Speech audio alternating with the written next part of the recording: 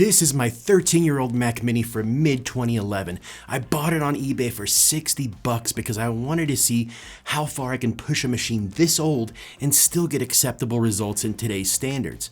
Let's see how far this thing can go and if I would recommend going down this rabbit hole for the price of entry.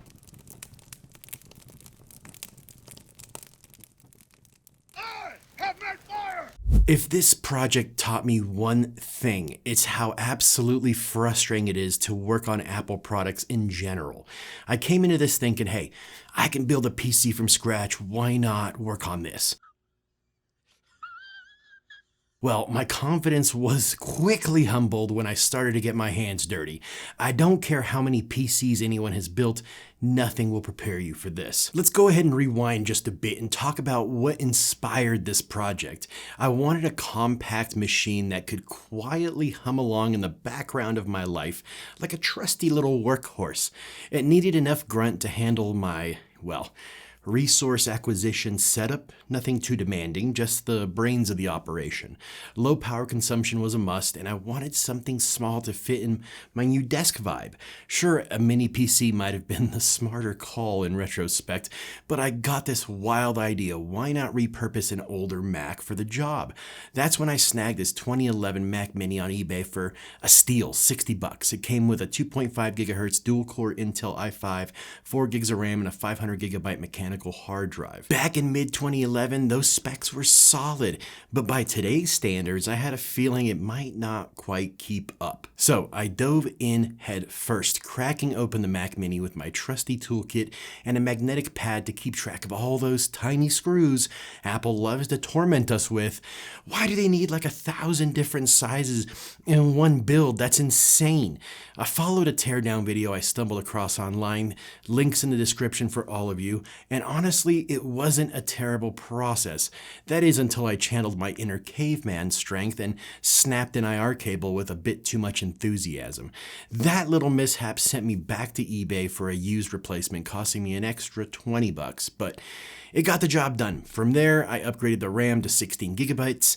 I snagged off Amazon, swapped the old hard drive for a 1 terabyte Samsung SSD I had gathering dust, tidied up the logic board, slapped on some fresh thermal paste, and replaced the ancient CMOS battery, probably 13 years past its prime.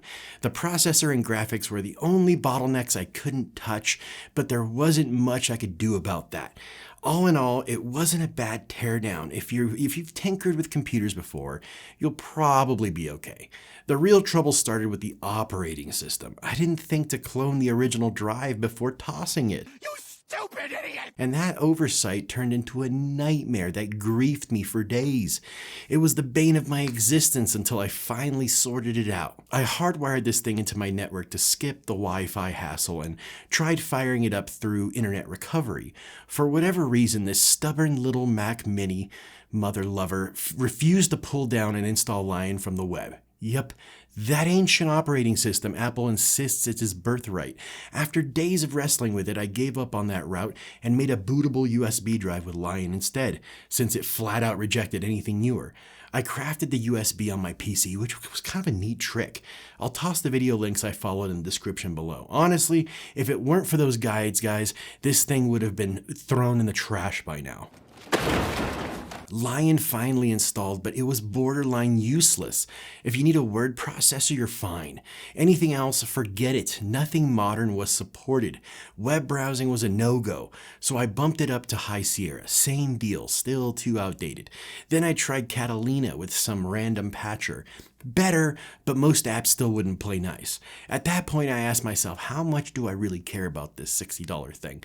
Go big or go home, right? I found this tool online called Open Core Legacy Patcher, which tricks older machines like this into running newer operating systems. So I patched it up and loaded Sonoma, the latest OS out there, half expecting the poor thing to burst into flames. It didn't. It actually worked. After days of tinkering, I thought I was in the clear. But then I kind of hit a snag. Sonoma was glitchy and sluggish.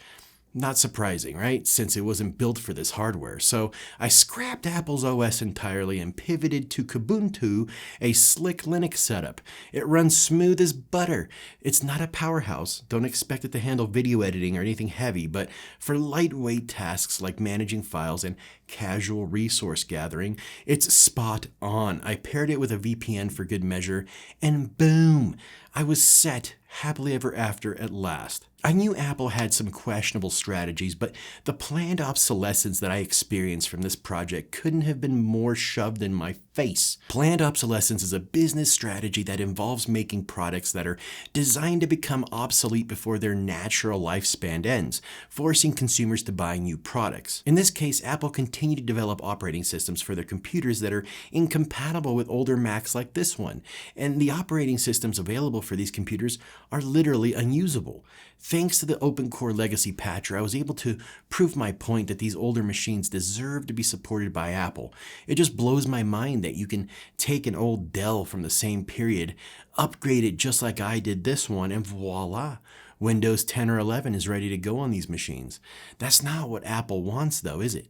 Apple needs you to buy their new shit every 2 years. I mean, here I am talking crap about Apple and I use their phones, their laptops, and now their Mac Mini. Whatever, I guess. I'm just glad that someone figured out a way to bypass the gatekeeping on these older machines and made it possible to use them today in 2025. And of course, Kubuntu, which was a lifesaver. So would I recommend this project to others? Yes. I think I would if you bypassed all the bullshit I had to do in the beginning with the operating system. So go from whatever this thing came with to Kubuntu. You can accomplish that in like 1 day's time without too much hair pulling or Tourette-like cursing. I wouldn't use this machine with an older operating system. It's just a useless paperweight at that point. All the components and things I used in this video to complete the task will be available in the description below. I'll also link to the videos I watched that really helped me along the way. I don't want to copy them or regurgitate them. I always want to give other creators the spotlight when they actually deserve it, and they definitely deserve it. If y'all want to support the channel, I do have a Patreon you can join, and a huge shout out and thanks to my current patrons. If you enjoyed the video, I would love for you to subscribe to the channel and make sure to be cool with the like button. The sportos, the motorheads, geeks, sluts, bloods, wastoids, dweebies, dickheads, they think he's a righteous dude. Ring the bell to get notified every time I drop a new video.